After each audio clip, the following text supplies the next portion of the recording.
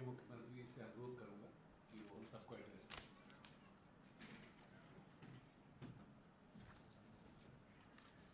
धन्यवाद सभी हमारे पत्रकार एवं छायाकार मित्रों का। हमारे हरियाणा सरकार में कैबिनेट कृषि कल्याण मंत्री आदरणीय कंवरपाल जी और हमारे मनदीप बराड़ जी IAS, राजशेखर बुंडरू जी, सभी हमारे अधिकारीगण, सबसे पहले मैं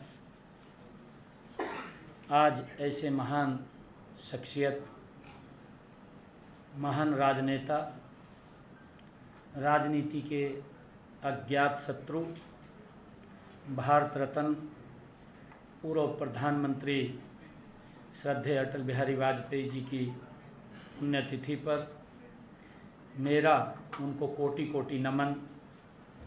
देश की राजनीति में को एक नई दिशा और दशा देने वाले अटल बिहारी वाजपेयी जी का जीवन हमें हमेशा प्रेरित करता रहेगा और हरियाणा सरकार हमेशा उनके पदचिन्हों पर चलते हुए सुशासन के नए आयाम स्थापित करेगी। आम व्यक्ति के जीवन तक कैसे सुगम तरीके से सरकारी योजनाओं का लाभ पहुंच सके, यह सुनिश्चित करना ही उनको सच्ची श्रद्धांजलि होगी।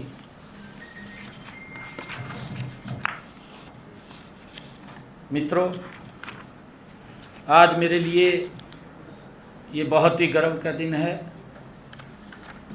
कि आज हमने, क्योंकि पिछले दिनों जो वर्षा हरियाणा प्रदेश के अंदर कम हो रही है और पिछले वर्ष की तुलना में काफ़ी कम हुई है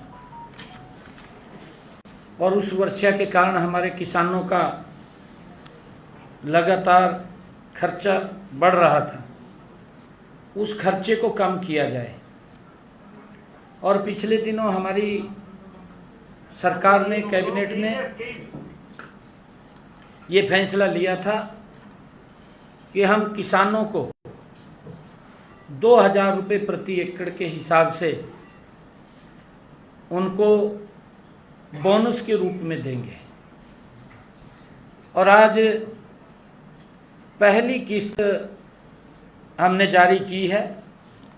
किसानों के खाते के अंदर हरियाणा प्रदेश के ऐसे 5,20,000 किसानों के खाते में आज जो ये पहली किस्त यहाँ से जारी की है, ये 525 करोड़ रुपए की किस्त आज जारी की है। इसकी प्रक्रिया वो शुरू कर दी है। धीरे धीरे करके 1-2 दिन में ये सारा पैसा किसानों के खाते में ये पहुंच जाएगा ताकि उनके खर्चे को कम किया जा सके। ये हमारी कैबिनेट ने, सरकार ने ये फैसला लिया था। आज इसकी पहली किस्त हमने वो जारी की है। जितने भी रजिस्ट्रेशन वो हमारी पोर्टल के ऊपर होंगे, वेबसाइट के ऊपर होंगे, किसानों के, उन सब के खाते में ये 2000 रुपये प्रति एकड़ से के हिसाब से पहुंचाने का काम हमारी सरकार वो करेगी ताकि किसानों के उस खर्चे को कम किया जा सके इस कम बरसात के कारण। और आज मैं कुछ घोषणाएं भी करता हूं। प्रदेश के 14 जिलों में पशु चिकित्सा पॉलीक्लिनिक संचालित हैं। आज मैं ये घोषणा करता हूं कि जो राज्य के शेष 8 जिले पंचकुला, कैथल, करनाल, हिसार, झज्जर, गुरुग्राम, फरीदाबाद और यमुनानगर में भी चरणबद्ध तरीके से पशु चिकित्सा पॉलीक्लिनिक खोले जाएंगे। ये पोलो क्लिनिक राज्य के पशुपालकों को पैथोलॉजी, पैरासिटोलॉजी, गायनोकोलॉजी और माइक्रोबायोलॉजी, सर्जरी और अन्य डायग्नोस्टिक सुविधाएं जैसे एक्सरे, अल्ट्रासाउंड आदि में विशेष पशु चिकित्सा सेवाएं प्रदान करेंगे। मैं दूसरी घोषणा प्रदेश के दुग्ध विक्रेताओं के लिए करता हूं, जो दूध विक्रेता घर घर जाकर दूध की आपूर्ति करते हैं और जिन परिवार पहचान पत्र में पारिवारिक आय 3 लाख रुपए तक वार्षिक है, उन्हें राज्य सरकार की दयालु योजना के तहत कवर किया जाएगा। इस योजना के तहत परिवार के किसी सदस्य की मृत्यु या स्थायी दिव्यांगता की स्थिति में वित्तीय सहायता प्रदान की जाएगी। क्योंकि हमारे जो ये दूध ये हैं, ये चाहे सर्दी है, चाहे गर्मी है और चाहे बरसात है, ये जोखिम भरे समय के अंदर लोगों तक सेवाएं पहुंचाने का काम निरंतर दिन रात करते हैं और समय के ऊपर पहुंचाते हैं। हमने ये निर्णय किया कि उनको इस बीमा कवर के अंदर कवर किया जाएगा ताकि उनको सुरक्षित, परिवार को सुरक्षित किया जा सके। और कल हमने दुग्ध उत्पादकों के लिए कुछ कल घोषणाएं भी की थी, उसका भी मैं जिक्र करना चाह रहा हूं, क्योंकि कल दूध उत्पादक समितियां वो हमने बुलाई थी। ऐसी 35,000 दुग्ध सहकारी समितियों से जुड़े दूध उत्पादकों की अप्रैल, मई, जून के 15 करोड़ 59 लाख रुपए वो सब्सिडी के उनके रुके हुए थे। कल हमने वहाँ बटन दबा करके डीबीटी के माध्यम से उनके खाते में ये पैसा पहुँचाया है। इस वित्त वर्ष के दौरान अंत्योदय परिवारों के सदस्यों की प्रोत्साहन राशि 5 रुपये प्रति लीटर से बढ़ाकर 10 रुपये प्रति लीटर कर दी गई है। कल हमने ये निर्णय किया था। इसी योजना के अंतर्गत पिछले वित्त वर्ष में 39 करोड़ 37 लाख की सब्सिडी दी गई थी, जो कि इस वित्त वर्ष योजना का बजट हमने 100 करोड़ रुपए कर दिया है। हमने 5वां जो कार्य दुग्ध उत्पादकों के लिए किया, मुख्यमंत्री दुग्ध उपहार योजना के तहत वीटा के जून 2024 तक के लगभग 41 करोड़ रुपए की राशि लंबित बिलों की अदायगी विभाग द्वारा वो थी। हमने कल इसका भी निर्णय किया है कि वो 2-3-4 दिनों के अंदर ये सारा का सारा पैसा उन तक पहुंच जाएगा, वो भी जारी करने का हमने निर्णय किया है। और ताकि किसी को भी कोई दिक्कत परेशानी ना हो, उसको लेकर के हमारी सरकार ये प्रमुखता से दुग्ध उत्पादकों के लिए, चाहे हमारे जो किसान है, जो पशुपालक हैं, ऐसे सब लोगों के लिए हमने ये काम किया है। आज के जो हमारे, क्योंकि एक प्रमुखता से जो हमने हमारी कैबिनेट ने फैसला किया था, हमने फैसला किया था कि किसानों को उनके खाते में बारिश कम होने की वजह से 2-2 हज़ार रुपये हम भेज रहे हैं। आज हमने उसकी फर्स्ट किस्त जारी की है और उस फर्स्ट किस्त के अंदर हमने 525 करोड़ रुपया भेजा है। मैं, क्योंकि आप लोगों के बीच में मैं कुछ क्वेश्चन वो विपक्ष से करना चाह रहा हूँ, क्योंकि आजकल वो प्रदेश के अंदर हमारी पार्टी के प्रति, क्योंकि कांग्रेस अपना राजनीतिक लाभ लेने के लिए, अपनी खोई हुई राजनीतिक ज़मीन को तलाशने के लिए हमारी सरकार के प्रति ऊल जुलूल, निराधार, तथ्यहीन, भ्रामक व झूठे आरोप लगा रही है। इसके लिए उन्होंने एक यात्रा शुरू की है, उसको जानते हैं। मैं उनको पूछना चाहता हूं कि हमारी सरकार ने, मैं 10-11 क्वेश्चन तैयार किए थे, परंतु कांग्रेस की स्थिति इतनी खराब है कि इतने ज़्यादा क्वेश्चन हो गए मेरे पास। मैं सोच रहा था कि हम लगातार काम कर रहे हैं और क्वेश्चन बढ़ते चले गए। मैं पूछ रहा था, अभी ये किसानों से संबंधित क्वेश्चन पूछ रहा हूँ मैं, और भी होंगे बचे हुए, वो भी अभी क्योंकि मैं लिख रहा था तो ध्यान नहीं रहे। परंतु मैं उनसे ये पूछना चाहता हूँ कि हमारी सरकार पिछले 10 साल के कार्यकाल में अन्नदाता किसान के हित में अनेक कल्याणकारी योजनाएं चलाई हैं और किसानों के लिए ऐतिहासिक फैसले हमारी सरकार ने लिए हैं। हमने पिछले 10 वर्षों में 50,65,264 मीट्रिक टन बाजरे की खरीद एमएसपी पर की है। उस पर बाजरे पर हमने भावांतर भी दिया है। मैं आज आपके माध्यम से किसानों के हितैषी होने के नाम पर जो घड़ियाली आंसू बहा रहे हैं, जो घूम रहे हैं हिसाब मांगते हुए, मैं उनसे पूछना चाहता हूं कि आपका 10 साल का कार्यकाल रहा, आप भी 2004 से लेकर के 2014 तक 10 वर्ष तक सत्ता में रहे। आप ये बताने का काम करें कि हरियाणा प्रदेश के किसान का बाजरा एमएसपी पर कितना खरीदा है। आपकी जो फिगर थी 50 लाख, हाँ मैं फिगर बता रहा हूँ, 50,65,264 मीट्रिक टन एमएसपी पर खरीदा है। भावांतर भी दिया है हमने, ये एमएसपी पर खरीदा है और भावांतर भी दिया है। मैं उन लोगों को पूछना चाहता हूं, वो भी अपना एक पत्र जारी करके बताएं कि हमारी 2014 से लेकर के 2010 तक सरकार रही है कि आपने कितना एमएसपी पर खरीदा है। दूसरा, मैं ये क्वेश्चन पूछना चाहता हूं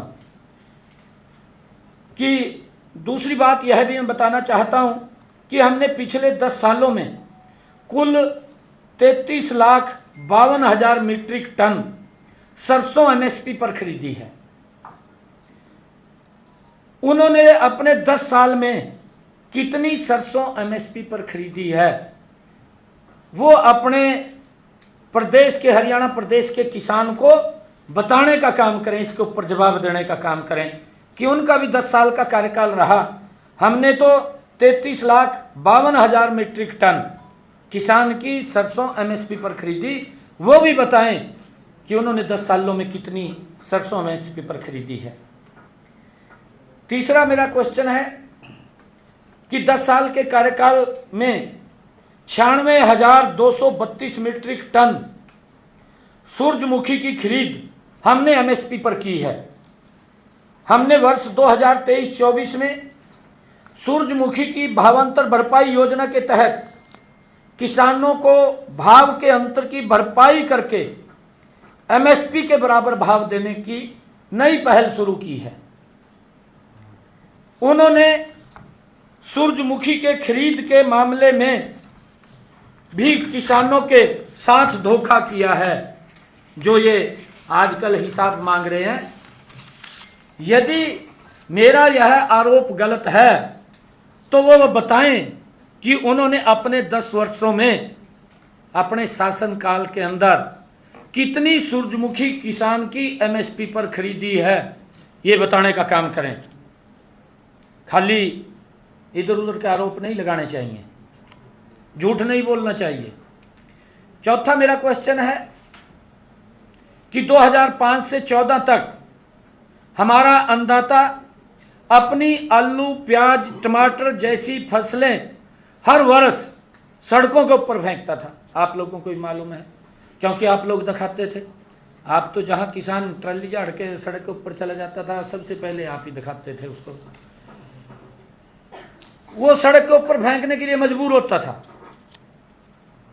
याद कीजिए, और आज का समय जब किसानों को पूरा भाव देने का काम हमारी सरकार कर रही है।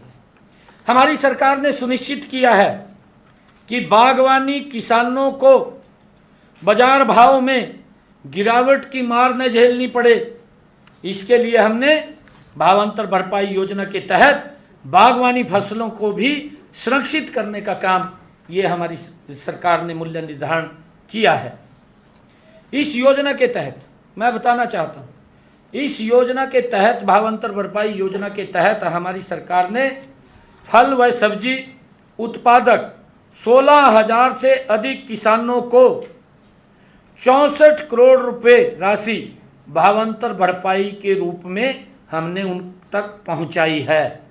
ये हमारे 10 वर्षों का कार्यकाल है। वो भी बताएं कि उन्होंने इसके लिए भावांतर भरपाई में कोई काम, कोई नीति, कोई योजना बनाई है। झूठ बोलने का कोई फायदा नहीं है। हमारी सरकार उनसे ये जवाब मांगने वालों से पूछना चाहती है कि वो भी बताएं कि उन्होंने कौन कौन सी स्कीम के अंदर उन किसानों को लाभ पहुंचाया है। पांचवा मेरा क्वेश्चन है कि हमने 14 अन्य फसलें भी रिकॉर्ड खरीद एमएसपी पर की है, कर रहे हैं, आपके सामने है।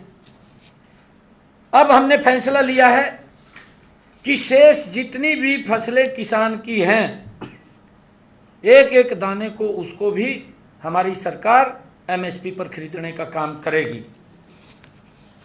मैं उन लोगों से पूछना चाहता हूं जो लोग झूठ का डंडोरा पीट रहे हैं पूरे हरियाणा प्रदेश के अंदर, वो ये बताने का काम करें कि उन्होंने अपने समय में कितनी फसलें एमएसपी पर खरीदी हैं। वो भी जारी करें, वो बताएं ना कि 10 वर्षों के अंदर, वो सत्ता के अंदर है, केंद्र के अंदर सरकार थी, प्रदेश में भी सरकार थी, वो बताने का काम करें। हमने तो बताया है कि नहीं, हमने पिछले 10 वर्षों के अंदर 14 अन्य फसलें एमएसपी पर खरीदी हैं और हमने अब निर्णय लिया है कि किसान की सारी फसलें हम एमएसपी पर खरीदेंगे। परंतु वो जो झूठ फैला रहे हैं, जो झूठ बोल रहे हैं, वो भी बताने का काम करें कि हमारा 10 साल का कार्यकाल था, कितनी फसलें एमएसपी पर खरीदने का काम वो उनकी सरकार ने किया है। छठा मेरा क्वेश्चन है कि फसल की खरीद और अन्य सरकारी लाभों के लिए बोई गई फसल का पंजीकरण और सत्यापन किए जाने के लिए 4 जुलाई 2019 से मेरी फसल मेरा ब्यौरा पोर्टल का आरंभ किया गया। राज्य सरकार ने पिछले 8 सीजन में 30 लाख किसानों के खाते में सीधे 1,12,000 करोड़ रुपए की धनराशि आवंटित की गई है। हमने यह व्यवस्था की है कि फसल बेचने के बाद 72 घंटे के अंदर अंदर फसल की बिक्री का पैसा सीधा किसान के खाते के अंदर जमा हो जाएगा। यदि किसी कारण से 72 घंटे से देरी होती है अदायगी में, तो उस किसान को 9% की दर से ब्याज देने का प्रावधान भी ये हमारी सरकार ने किया था। और मैं आज आपको बताना चाहता हूँ, वो लोग भी इस बात को जरूर सुने कि जिन किसानों की पेमेंट किसी कारण से 72 घंटे में जमा नहीं हुई, उनको ब्याज के रूप में 1 करोड़ रुपए से अधिक की राशि देने का काम भी हमारी सरकार ने किया है। जो लोग ये हिसाब मांग रहे हैं, मैं उनको ये आईना दिखाना चाहता हूं कि हमारी सरकार किस प्रकार से मजबूती से किसान हित के अंदर निर्णय भी ले रही है, किसान को मजबूत भी कर रही है, किसान को सशक्त भी करने का काम हमारी सरकार कर रही है। वो जो घूम रहे हैं, क्योंकि उनके पास अब लोग नहीं हैं। मैं तो कल देख रहा था और दीपेंद्र हुड्डा कह रहा था, कहा टिकटाड़ा की लाइन लग रही, कोई नहीं आ रहा, कांग्रेस के पास टिकट मांगने भी नहीं आ रहा, ऐसी स्थिति होगी। अब ये कहना पड़ गया कांग्रेस के नेताओं को कि लाइन लग रही है टिकट मांगने वालों की, परंतु टिकट लेने भी नहीं आ रहा। ऐसी स्थिति कांग्रेस की, क्योंकि उन्होंने लोगों का शोषण किया है। लोग जानते हैं उनके कार्यकाल को, क्या हालात किए हैं। सातवां मेरा क्वेश्चन है कि हमारी डबल इंजन की सरकार ने, आदरणीय नरेंद्र मोदी जी की सरकार और हरियाणा की भारतीय जनता पार्टी की सरकार, हमारी इस डबल इंजन की सरकार ने दिसंबर 2018 में प्रधानमंत्री किसान सम्मान निधि योजना शुरू की।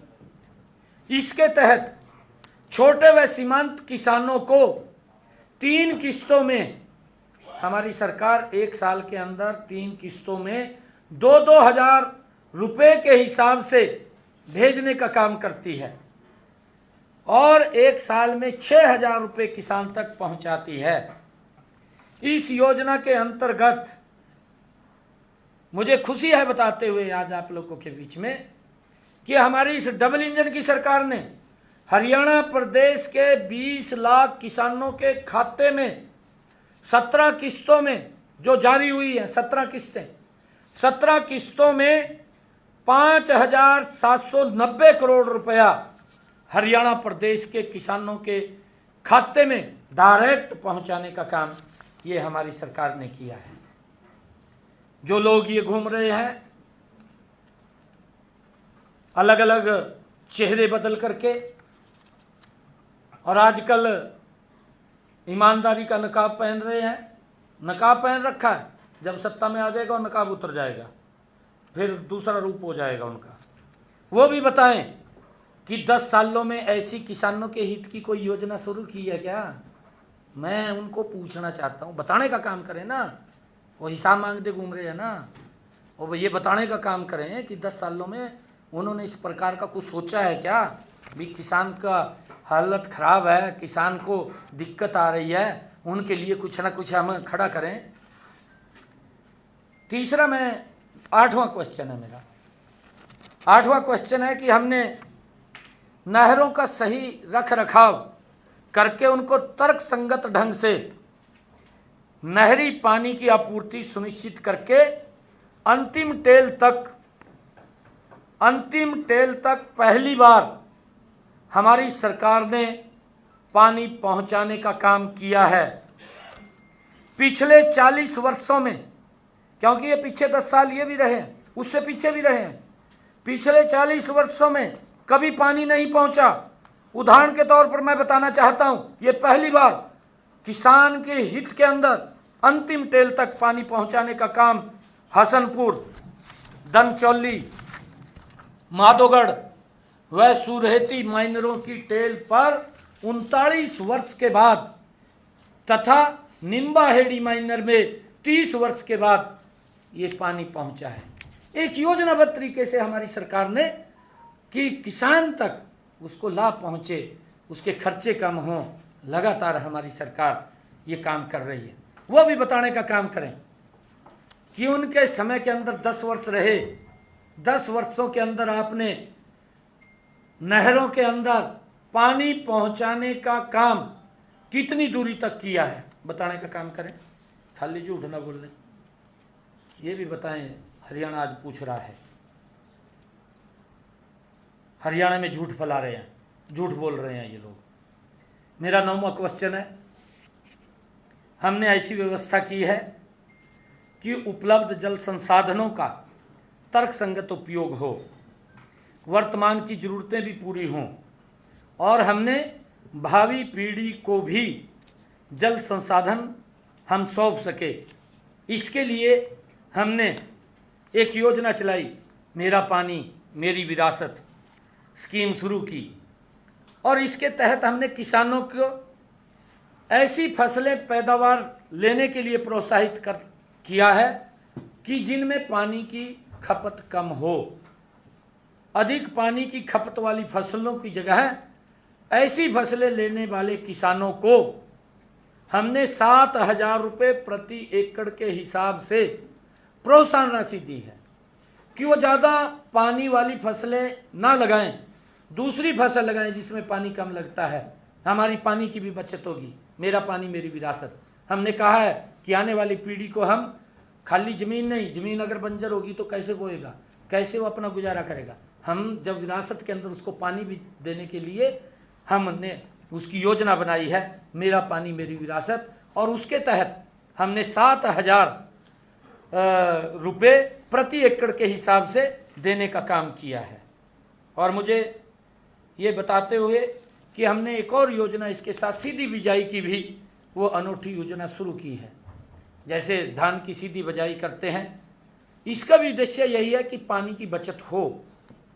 और यह योजना प्रदेश के 12 जिलों अंबाला, यमुनानगर, करनाल, कुरुक्षेत्र, कैथल, पानीपत, जींद, सोनीपत, फतेहाबाद, सिरसा, हिसार तथा रोहतक में शुरू की गई। धान की सीधी बिजाई करने वाले किसानों को भी हमने 4,000 रुपये प्रति एकड़ के हिसाब से उनको इंसेंटिव दिया, अनुदान दिया है। और इन दोनों पहलों के तहत अब तक किसानों को हमने 255 करोड़ रुपया डायरेक्ट उनके खाते के अंदर पहुंचाया है। जो हिसाब मांग रहे हैं, क्या उन्होंने भी इस बारे में सोचा है? वो बताने का काम करें। क्या उन्होंने इसके बारे में दूर तक कोई प्लानिंग भी की थी? उनकी तो प्लानिंग होती थी कि किसान की ज़मीन को कैसे दफ़ा 4 और दफ़ा 7 का वो दिखा करके कैसे हड़पी जाए, कैसे बिल्डरों को दी जाए, ये उनका ध्यान रहता था। ऐसी चीज़ों के ऊपर उनका ध्यान नहीं रहता था। वो बता देंगे आपको। ये मैंने आपको फिगर बताई है आज कि हमने इस योजना के तहत इतने पैसे दिए हैं। ये किसान के हित के अंदर है। ये जो लोग बोल रहे हैं, ये हिसाब मांग रहे हैं, झूठ बोल रहे हैं, झूठ फैला रहे हैं, मैं तथ्यों से बात कर रहा हूँ। 10वां मेरा क्वेश्चन है कि हमने पराली जलाने की एक ज्वलंत समस्या थी। पोल्यूशन भी फैलता था। केजरीवाल भी बोलता था दिल्ली में बैठ करके कि हमारा हरियाणा और पंजाब का किसान वो पराली जलाता है और यहाँ पोल्यूशन फैलता है। ये मैं तो पंजाब के किसानों को भी कहना चाहूँगा कि माननीय सुप्रीम कोर्ट ने फैसला दिया है। माननीय सुप्रीम कोर्ट ने भी हरियाणा के इस फैसले की प्रशंसा की है और पंजाब सरकार को चिताया है और ये बात कही कि हरियाणा से सीख लें किस प्रकार से पराली प्रबंधन के ऊपर काम होता है। हमने पराली प्रबंधन के ऊपर काम किया है। हमने किसानों को 50% अनुदान पर 59,435 फसल अवशेष प्रबंध उपकरण उपलब्ध कराए हैं। इसी तरह से 80% अनुदान पर 6,794 कस्टम हायरिंग सेंटर स्थापित किए गए हैं, जहां से किसान फसल अवशेष उपकरण किराए पर ले सकता है। किसानों को 821 करोड़ रुपए की राशि सब्सिडी के रूप में दी जा चुकी है। उनको भी हम 1,000 रुपये प्रति एकड़ के हिसाब से कि अगर वो पराली ना जलाएं, उसको काट करके वो बेचने का काम करें, उसके लिए चाहे रिपर की व्यवस्था थी और चाहे हम अन्य बेलर की व्यवस्था थी, वो सारी की सारी हमने करके दी है और उसको हमने सब्सिडी पर भी दिया है। और इसके लिए किसानों को 1,000 रुपये प्रति एकड़ देने से 821 करोड़ रुपए की सब्सिडी हमने इसके माध्यम से, चाहे वो इंस्ट्रूमेंट है और चाहे पराली ना जलाएं, 1,000 रुपये उसके अंदर ये हमने ये इंस्ट्रूमेंट के लिए दिया है। 821 करोड़ रुपए की सब्सिडी इसके ऊपर हमने दी है। और इसी के साथ ही मैं आपको बताना चाहता हूं कि हमारी सरकार ने पराली प्रोत्साहन योजना के तहत 1,000 रुपये प्रति एकड़ की दर से किसानों को 232 करोड़ रुपए की राशि प्रोत्साहन के रूप में भी दी है कि वो अपनी फसल को न जलाएं। ये किसान तक पहुंचा है पैसा 232 करोड़ रुपए, जो ये हिसाब मांगते फिर रहे हैं। इब मोदी जी ने ये तो बना नहीं पाए आज तक, आज़ादी के बाद ऐसी सड़कें, ये पहली बार ऐसी सड़कें मिली हैं। इब तेल भी इनका खर्च कम हो रहा है, झूठ बोल रहे हैं और कहीं खड्डा नहीं लगता, रामते जहाँ उसके ऊपर चल का, और दुष्प्रचार करते घूम रहे हैं। वो भी बताने का काम करें, बताने का काम करें वो भी कि भाई पराली प्रबंधन के लिए हमने अपने समय के अंदर क्या काम किया है।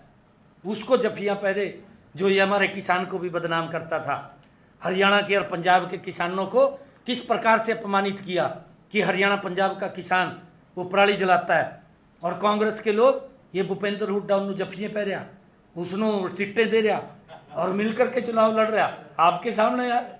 मैं तो ये बात कह रहा आपके सामने किस प्रकार से। 11वां मेरा क्वेश्चन है, ये झूठ बोल रहे हैं। 11वां मेरा क्वेश्चन है कि हमारी सरकार के दौरान फसलों का जो प्राकृतिक आपदा में नुकसान हुआ है, खराबा हुआ है, हमने मुआवजे के तौर पर इनके समय के अंदर तो 1-1 रुपये, 2-2 रुपये, 5-5 रुपये का चेक पकड़ा देते थे। आपके सामने आपने छापे हैं। ये हरियाणा प्रदेश का किसान, वो तो खैर भूल नहीं है, जिस किसान के पास हो गया, बाकी थोड़ा सा भूल जाते हैं कि भाई पता नहीं गया भी नहीं गया, परंतु जिसके पास गया आपने तो छापे हैं, दोबारा फिर छाप कर दिखाई दियो कह देने गए थे। 1-1, 2-2 रुपये के चेक देते थे ये लोग। किसानों को जितना मुआवजा मिलना चाहिए था नहीं मिला, ये हिसाब मांगते फिर रहे हैं। और मैं आपको बताना चाहता हूं कि हमारी सरकार किसान के साथ मजबूती से प्राकृतिक आपदा में कंधे से कंधा मिलाकर के खड़ी हुई नजर आई। मुझे खुशी है इस बात की कि हमने किसानों को फसल के खराबे के रूप में पिछले 10 वर्षों में हमारी सरकार ने, इस डबल इंजन सरकार ने, नरेंद्र मोदी और भारतीय जनता पार्टी की सरकार ने इन पिछले 10 वर्षों के अंदर 13,276 करोड़ रुपया मुआवजे के रूप में किसान के खाते के अंदर पहुंचाने का काम किया है। जो ये हिसाब उठाए घूम रहे हैं, ये भी बताने का काम करें। 10 वर्ष तक रहे हैं, किसान के फसल के ऊपर ओले पड़ जाते, ये अंदर बैठ जाते एसी वाले कमरे में, बाहर निकल के नहीं देखते थे। फिर 2 रुपये का, 1 रुपये का, 5 रुपये का चेक बेचते थे, 500 रुपये उसको खोलने में लगते थे, और 1 रुपये का चेक देके वो माथे को पीटता था, ये मेरे गिल क्या कर दिया। इस प्रकार की स्थिति इनके समय में किसानों के साथ करते थे। 12वां मेरा क्वेश्चन है, 13,276 में जो राजस्व प्रबंधन वाला या फसल बीमा योजना ना वाला भी है, ये सारा है, प्रधानमंत्री फसल बीमा टोटल है। हमारा भी और हाँ टोटल 10 वर्ष। इनका भी पूछो 10 वर्षों में कितना दिया है। इन्होंने विरोध किया था प्रधानमंत्री फसल बीमा योजना का, कांग्रेस ने विरोध किया था। ये विरोध इसीलिए किया था कि क्यों किसान सशक्त होएगा इसके माध्यम से, वो सशक्त नहीं होना चाहिए, मजबूत नहीं होना चाहिए, इसके कारण से इन्होंने विरोध किया था। ये बताने का काम करें। 12वां मेरा क्वेश्चन है कि पिछली सरकार के दौरान CLU के नाम के ऊपर किसानों की जमीन किस प्रकार से उनकी खोज करके और बिल्डरों को दे दी जाती थी, आप सबके सामने है। उसके अंदर मोटा ये माल खाते थे, उसके अंदर तभी देते थे। किसान अपना चिंगाड़ा मारता रहता था, कराता रहता था, सुनने वाला कोई नहीं था। ये तो मनोहर लाल जी आए गए, उन्होंने छटवाए का कुछ किसानों की तो जमीन दी है, परंतु पिछले 10 वर्षों के अंदर हरियाणा प्रदेश के अंदर एक भी किसान ये नहीं कह सकता कि हमारी जमीन को जबरदस्ती खोसा गया है। हमने योजना बनाई ई भूमि पोर्टल के माध्यम से, किसान को अगर जमीन ली है उसका उचित मूल्य दे करके वो जमीन लेने का काम किया है। ये हिसाब मांगते फिर रहे हैं। जिनके मुंह भ्रष्टाचार के अंदर खून मद से पड़े हैं वो लोग वो हिसाब मांग रहे हैं। अगर मुंह भी खोलते हैं उसके अंदर भी भ्रष्टाचार का खून निकलता है। किस प्रकार की स्थिति है भाइयों। मैं आज ये लोग जो कह रहे हैं, दूसरा ये 12 मैंने बताए हैं और 13वां एक और है। ये 2013 में यूरिया के भाव 268 रुपये थे, जो हिसाब मांगते घूम रहे हैं, मैं बताना चाहता हूँ। और DAP खाद का 342-43 रुपये था। इन्हीं की सरकार के अंदर ये भाव दुगने से ज़्यादा हुए। 1200 रुपये का तो DAP खाद का थैला मिलना शुरू हो गया और लगभग 600-700 रुपये का यूरिया का। अगर ये इतने तैसी थे, डबल इंजन में थे, ये आज हिसाब मांगते घूम रहे हैं ना। ये उस टाइम में इनकी सरकार थी, परंतु ये निर्णय नहीं कर पाई, किसान के ऊपर ही वजन डाल दिया, तभी तो किसान की हालत खराब हुई है। ये किसी और ने नहीं की, ये कांग्रेस के लोगों ने की है। उसी के ऊपर वजन डाल दिया, उसको वो 1200 रुपये में मिलना शुरू होया, 600-700 रुपये में मिलना शुरू होया। अभी मैं आपको बताना चाहता हूँ, यूरिया के अंतर्राष्ट्रीय भाव अब फिर 2022 के अंदर ये फिर डबल हुए हैं। अंतर्राष्ट्रीय स्तर के ऊपर ये प्रति बैग यूरिया 2450 रुपये और डीएपी खाद, परंतु आज केंद्र के अंदर किसान हितैषी सरकार बैठी थी और किसान हितैषी सरकार ने तुरंत नरेंद्र मोदी जी ने अपनी कैबिनेट की बैठक बुलाई और कैबिनेट की बैठक बुला करके तुरंत ये निर्णय किया नरेंद्र मोदी जी ने कि ये जितना भार मेरे किसान के ऊपर पड़ेगा, ये किसान के ऊपर नहीं, ये मेरी सरकार के ऊपर पड़ेगा। इस सारे भार को मैं वहन करूंगा और किसान को उसी भाव के अंदर ये यूरिया और डीएपी खाद उपलब्ध होगा। आज उसी में ही मिल रहा है। और इसके ऊपर मैं आपको बताना चाहता हूं कि जो सब्सिडी इसके ऊपर है, लगभग 1,30,000 करोड़ रुपए की सब्सिडी ये नरेंद्र मोदी सरकार ये देश के किसानों को दे रही है। 1,30,000 करोड़ रुपए की सब्सिडी। किसान के ऊपर दबाव नहीं पड़ा, किसान के ऊपर वजन नहीं पड़ने दिया, क्योंकि दिल्ली के अंदर किसान हितैषी सरकार बैठी थी, किसान की चिंता करने वाली सरकार बैठी थी।